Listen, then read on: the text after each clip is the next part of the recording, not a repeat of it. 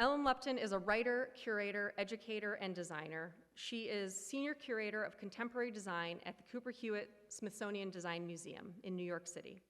Recent exhibitions include Beauty, Cooper Hewitt Design Triennial with Andrea Lips, How Posters Work, and Beautiful Users. Lupton also serves as director of the Graphic Design MFA program at MICA, the Maryland Institute College of Art in Baltimore, where she has authored numerous books on graphic design processes, including Thinking with Type, Graphic Design Thinking, Graphic Design: The New Basics, and Type on Screen.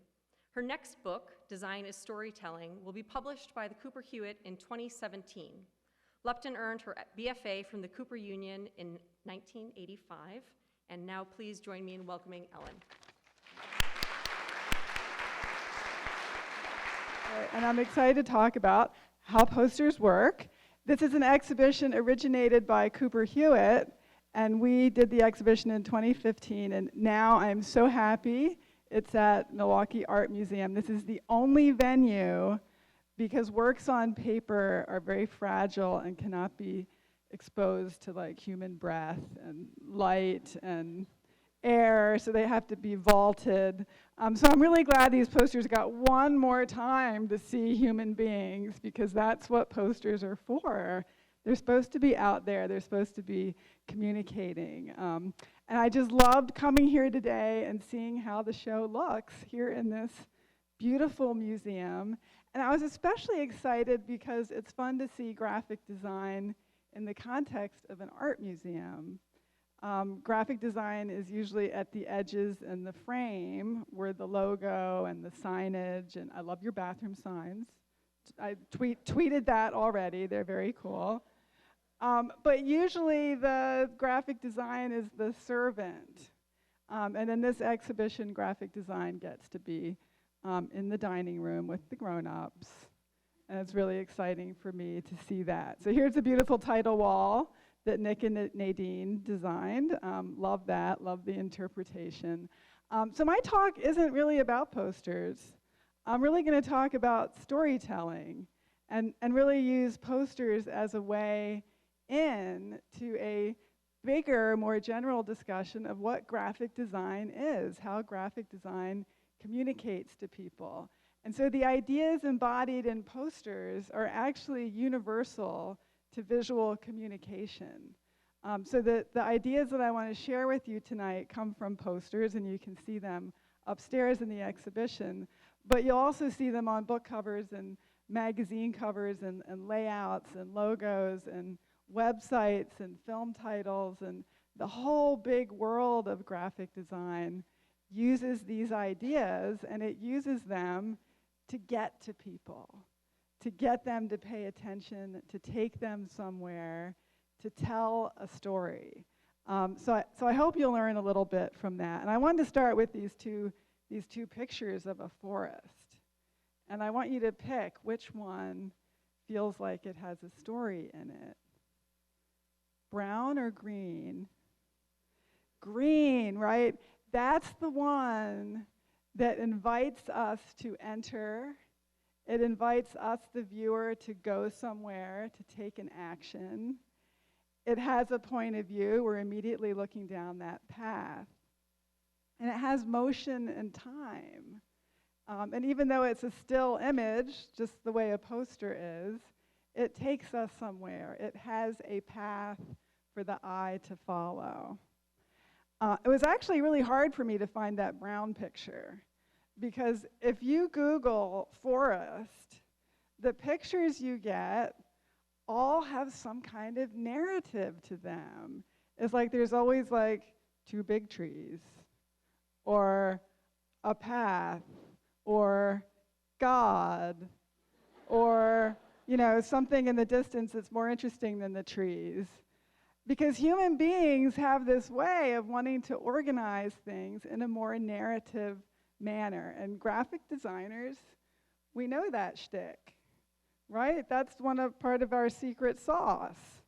E. McKnight Kauffer was an American graphic designer, and Cooper Hewitt has the complete archive, wonderful collection of his work. And he was trained as a painter, as many graphic designers were at the beginning of our discipline. And he knew this lesson. He knew that to make an image of a forest that people want to look at, you have to put a path in there. And this is a convention that landscape artists all know, how to get people to actually enter the scene. So this was early in his career, and then he became a modernist. He became excited by futurism and constructivism and kind of a new language of how to put posters together. And he started doing this, but it's the same idea. It's a path for a motorcycle, not for somebody hiking in the woods. So stories give us action. They make us emotionally upset or interested, excited, emotional tension. And they have sensation. They appeal to our sense of smell and sight and touch and all that stuff. The story of the modern poster has many plot twists. I will share with you one. This poster is part of the beginning of modern poster design.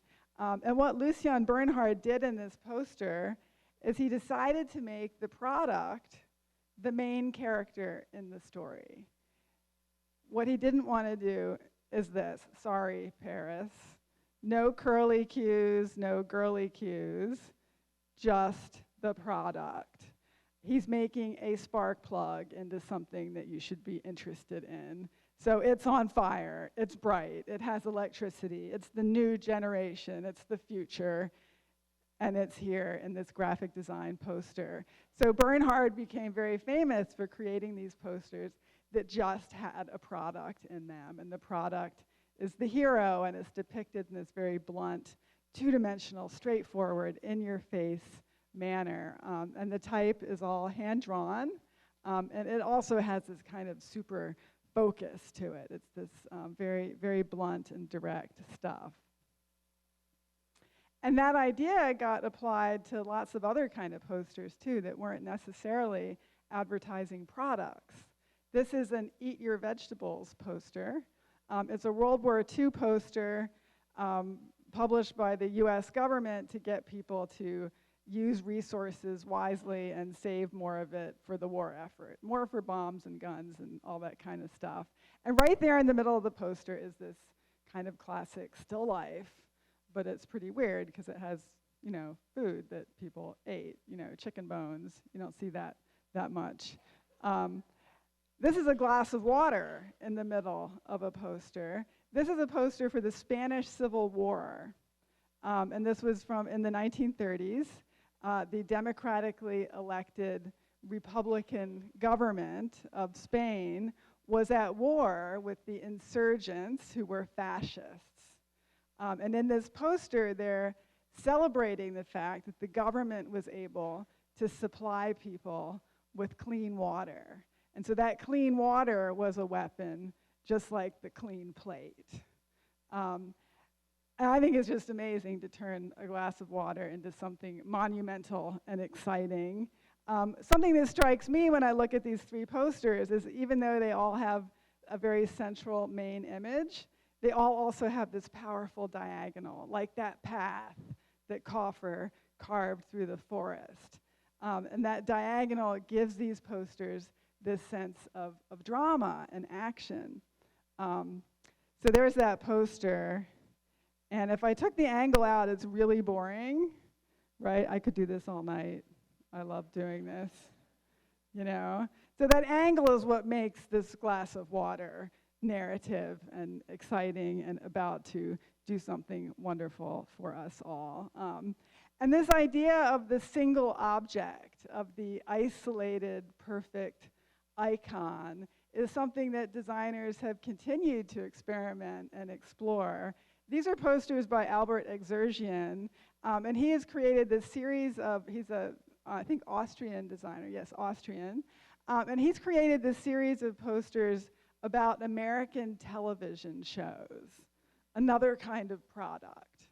And in each of the posters, he has tried to boil down the essence of a TV show into a single object represented in these super minimal geometric forms. So there's MacGyver and Mad Men. I know a lot of us are feeling this way now after our cocktails out in the beautiful hallway there.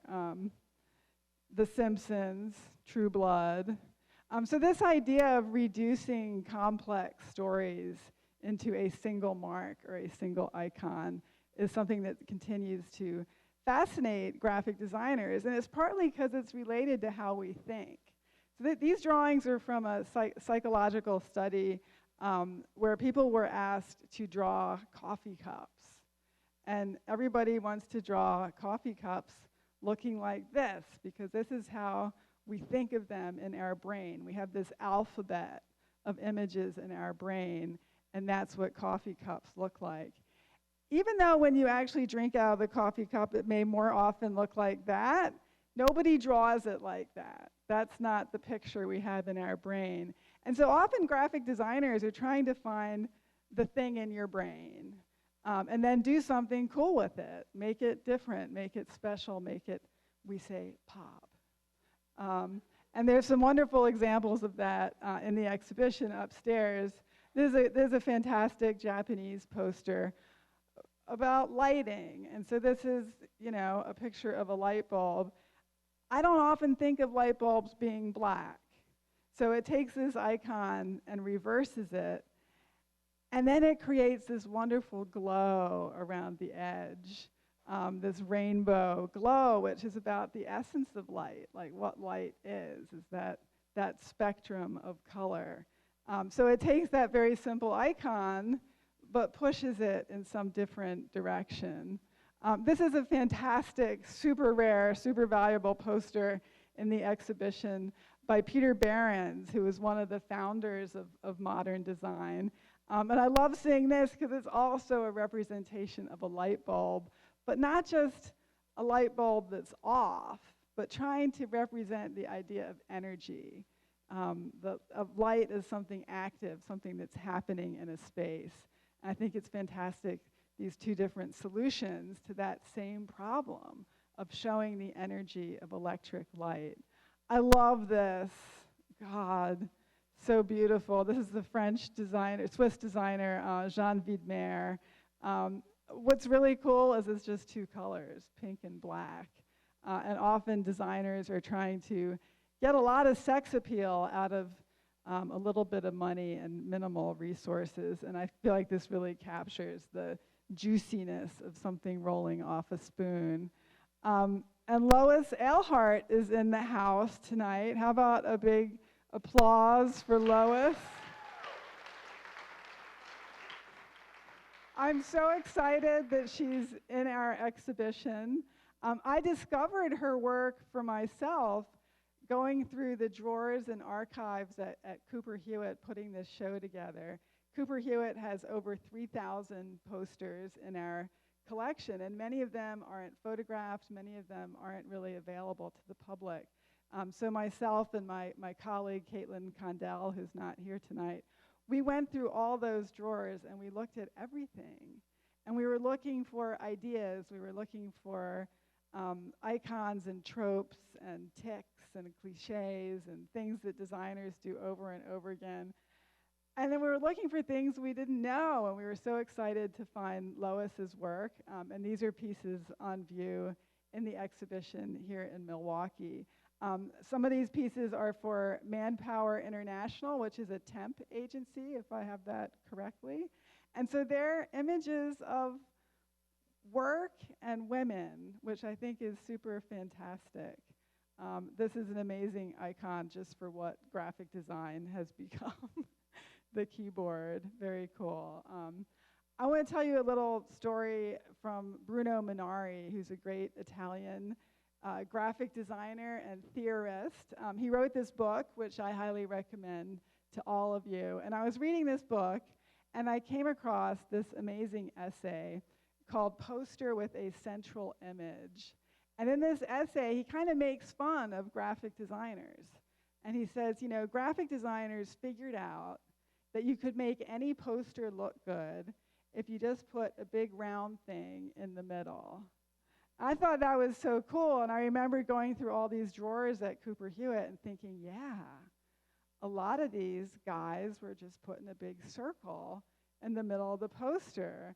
So we started finding those, and it was really fun. This is a great Swiss poster, and there's this giant just icon of a vinyl record, and that becomes the organization of the type, right? That all that fabulous Swiss typography is all built off the axis of that big circle.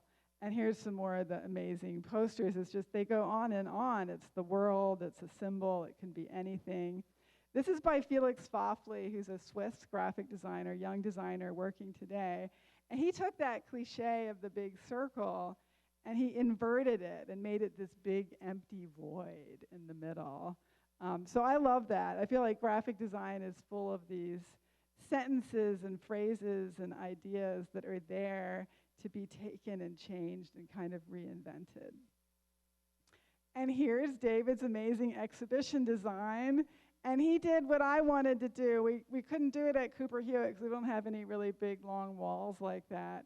He took the center line of all the circles and lined them up, which is, I love little graphic design secrets like that. Yeah, let's get some applause for David for pulling this off.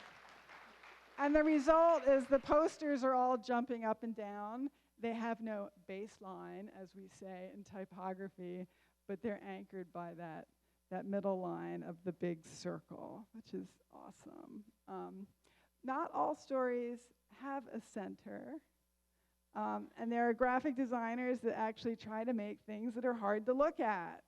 So these are psychedelic posters from the 1960s, which became icons of sex, drugs, and rock and roll, and converting the ethos of the music experience into something visual, like that, right? Where it's hard to look at. It doesn't have something in the middle. It's something you have to kind of struggle to make sense of. That's Victor Moscoso, who's one of the great psychedelic poster artists. He's still working today, still an amazing creative guy. And one of the things he was smoking was this stuff, Art Nouveau. He loved that. He wanted to go back to the swirly cues and the girly cues and put some of that swirly typography and line and decoration back into the art of the poster. And you might think, you know, he was some self-taught guy, totally blown away on MJ, but actually he was a student at the Yale School of Art, where he studied with Josef Albers, who was a great painter and theorist of color who came out of the Bauhaus and went to Yale and taught people how to look at color. And one of the things Josef Albers taught was that if you have two colors that are pretty much the same value, they vibrate at the edges. It's hard for the eye to sort of make sense of them. And Victor Moscoso and other psychedelic poster artists were like, yeah, I'm smoking that. And they did that and made these posters that are informed by modern color theory and have become really icons of that era. And contemporary designers are still trying to make letter forms into these swirly, wild, crazy landscapes. So these are some of the experimental pieces featured in how posters work that are hard to look at, right? This is not Helvetica on a grid. This is something way crazier. But if you come in close, you see that there's still some similarities to those original moments of poster design. This idea of outlining and making form that has this kind of doubling around it, making that explosion of energy comes from these lines inside of lines, and that's still something that designers do today. We love diagonals.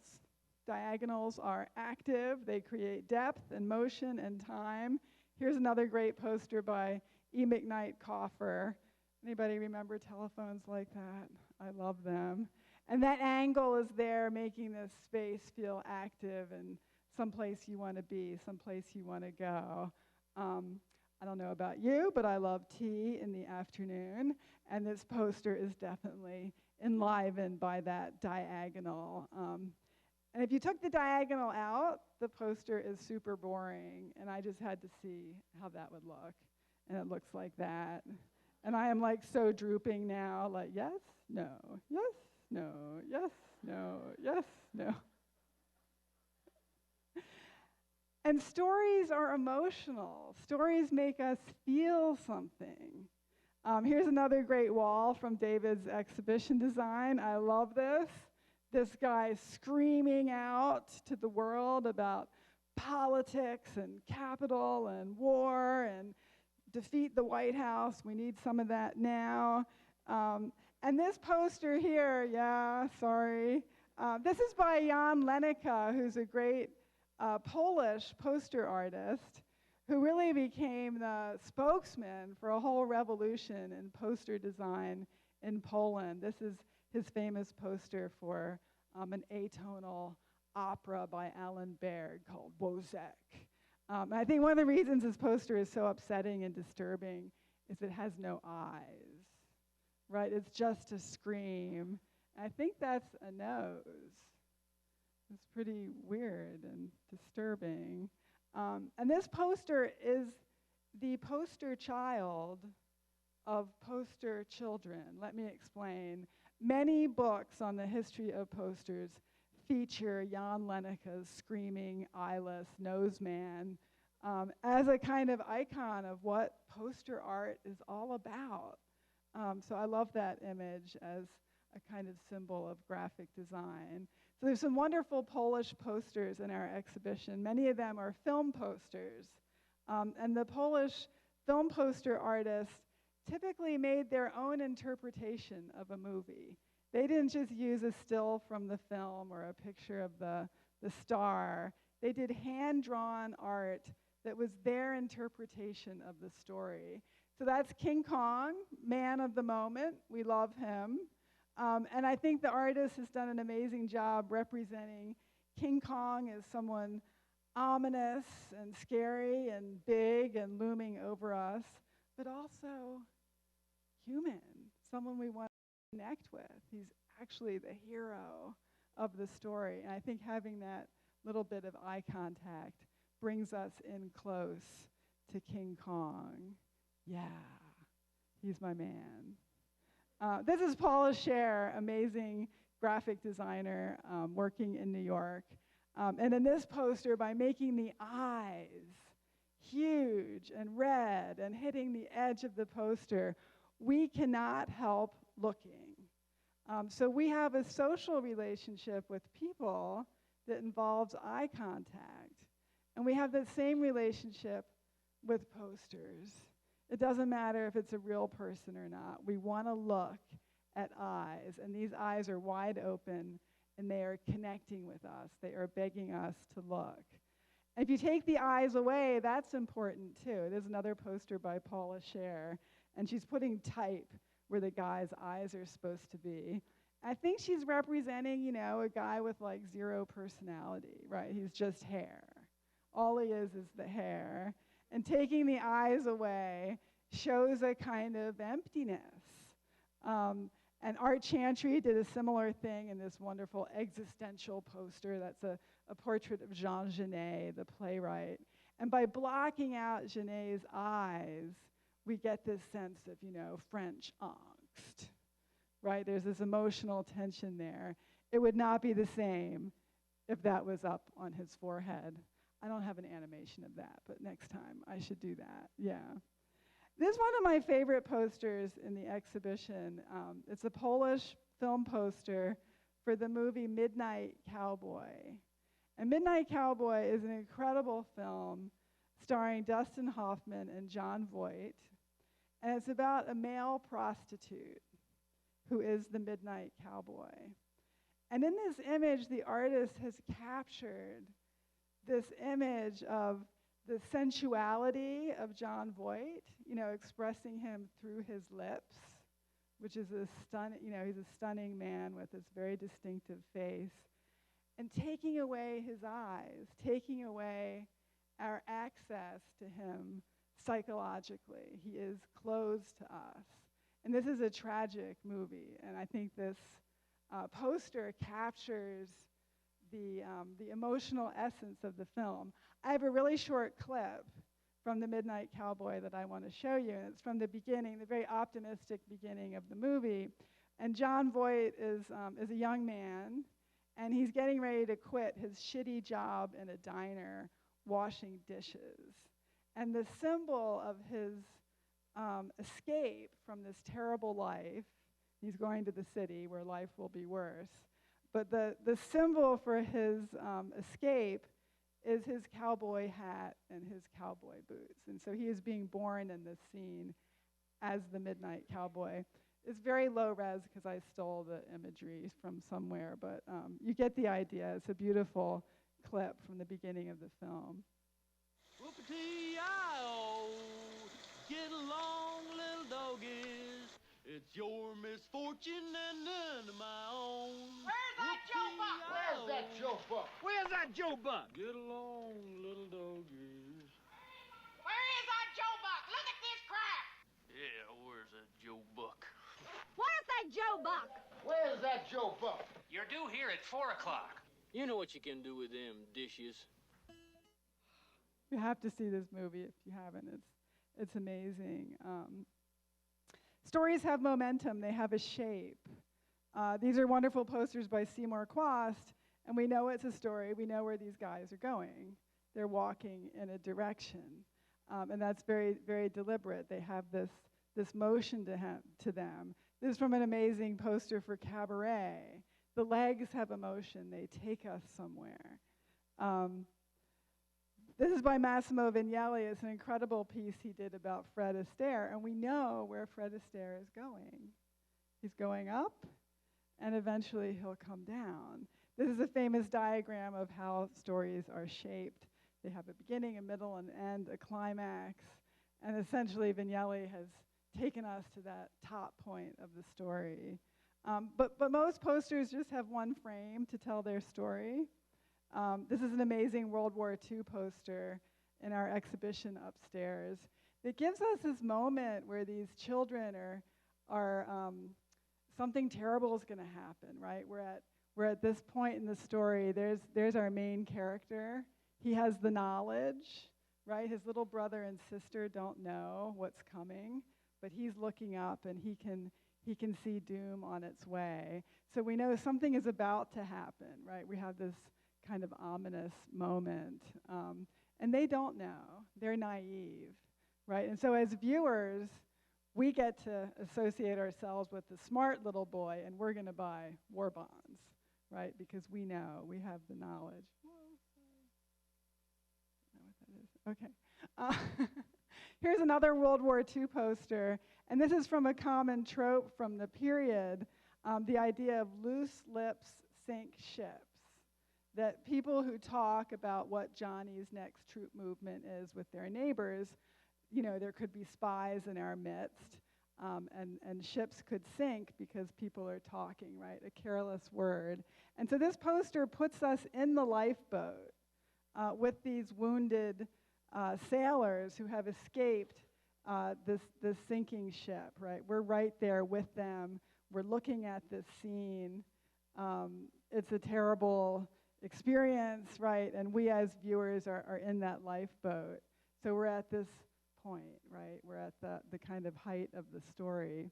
And in our exhibition, we have this poster, but also a second poster from the same moment with the same message that tells the story in a different way, a better way. You want to see it? You ready to be shocked? Stirred, your emotions? Oh, okay. Wow, right? So much better. So you get rid of everything except that you have this single relationship with this guy. He's looking at you because you talked. It's your fault, right? He's reaching out for you to save him, but you know it's too late. You really fucked it up. Okay, right? And here's another wonderful film poster. This is for Rosemary's Baby. And this is a Polish film poster. And so the artist made his own interpretation of Rosemary's Baby. Everybody know the story of Rosemary's Baby? It's really a real estate story. It's really about wanting a better apartment in New York City. And Rosemary has been, duped into having the devil's child. It's all about her getting pregnant, but she doesn't know it. And it's not until the end that she knows she has given birth to the devil. Now, what's really interesting to me about this poster is that this never happens. We never see her touching the devil baby. This is like what happens after the movie. And at the end of the film, it's like she has this knife, and is she going to kill the baby? But we know she doesn't, because the universal message is no matter how terrible your child is, you love it. Right? So they took I love this, right? This pink, and I love the two different manicures. It's so good. I have a little clip from Rosemary's Baby to show you how the movie really ends. Okay.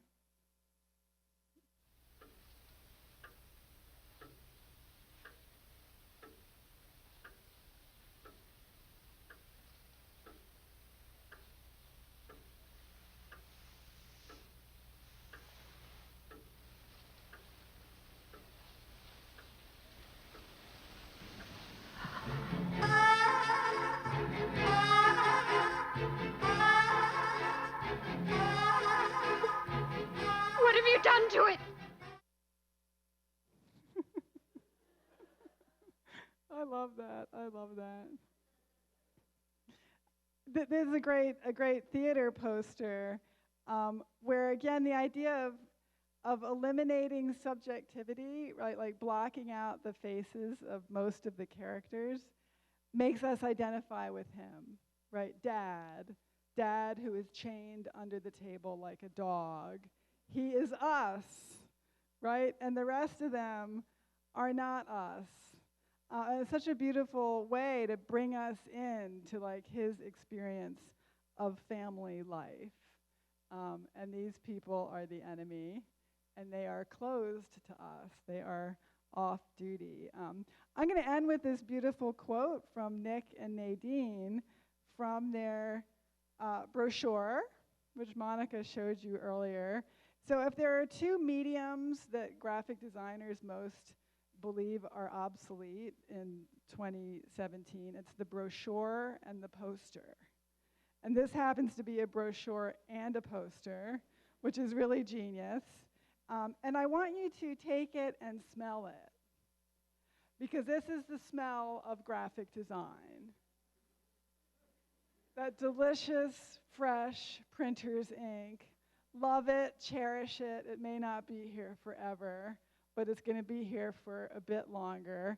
And there's this really brainy essay printed on the bottom of the poster that part of it is here. It's super exciting, about really how graphic design is us. Graphic design is everywhere. And in today's culture, we represent ourselves with fonts and pictures and stickers and what is the thing where you make your dog face? Snapchat, right? That thing, like, we are that. And all through the exhibition, there's these wonderful screens kind of installed like along the floor, like they're the future, getting ready to take all the posters off the walls.